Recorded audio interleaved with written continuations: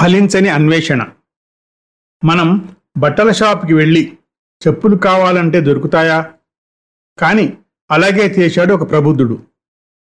కుంభకోణంలో ప్రతి 12 సంవత్సరాలకు ఒకసారి మేళా జరుగుతుంది. అక్కడికి లక్షలాది ప్రజలు వస్తారు. అక్కడి మహామఖం కొలంలో స్నానాలు చేసి తరిస్తుంటారు. ఒకతను అక్కడ స్నానం చేస్తుండగా అతడి చేతికి ఉన్న ఉంగరం జారిపడిపోయింది. వెతుకుతామంటే విపరీతమైన జనసందోహం. చేసేది ఏమీ లేక కొలను నుంచి బయటికి వచ్చేశాడు. బయటకు రాగానే పక్కనే ఇంకొక కొలను నిర్మానుష్యంగా కనిపించింది. ఆహా, ఈ కొలంలో హాయిగా వెతుక్కోవచ్చు అని మురిసిపోయి ఆ రెండవ కొలంలో వెతకనారంభించాడు.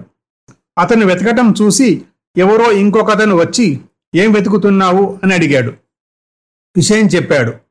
అయితే నేను కూడా నీకు సహాయం చేస్తాను అని అతను కూడా వెతకటం మొదలుపెట్టాడు. ఇంతలో మరొకతను అలా ఒకరొకరు వచ్చి వారి వంతు సహాయం చేయసాగారు. అలా చాలామందే పోగయ్యారు. వెతుకుతూనే ఉన్నారు. ఎంతసేపు వెతికినా ఫలితం మాత్రం శూన్యం. చివరికి ఒక తెలివిగల వ్యక్తి వచ్చి, అసలు నీవు ఉంగరం ఎక్కడ పోగొట్టుకున్నావు అని పోగొట్టుకున్న వ్యక్తిని అడిగాడు.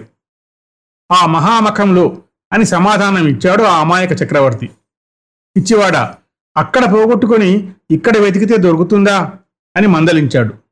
ఇక్కడ వెతకటానికి వీలుగా ఉందని వెతుకుతున్నాను అన్నాడు ఉంగరం పోగొట్టుకున్న వ్యక్తి మరింత అమాయకంగా. అందరూ గొల్లున నవ్వారు. అతనిని చూసి మనమందరము నవ్వుతాము. కానీ మనం చేస్తున్నది ఏమిటి? వెతికినా దొరకని చోట వెతుకుతున్నాము. అతను ఉంగరం కోసం వెతికితే మనం శాంతి, భద్రత, ఆనందాల కోసం వెతుకుతున్నాము. అవి దొరకని ప్రదేశంలో వెతుకుతున్నాము. శాంతి, భద్రత, ఆనందాలు బయట లేవు. అవి నీలోనే ఉన్నాయి. అది తెలుసుకోలేక అలా బాహ్య ప్రపంచంలో ఎంత అన్వేషించినా, ఎన్ని రోజులు అన్వేషించినా దొరకవు. ఫలితం శూన్యం. అవి నీలోనే ఉన్నాయని తెలుసుకో.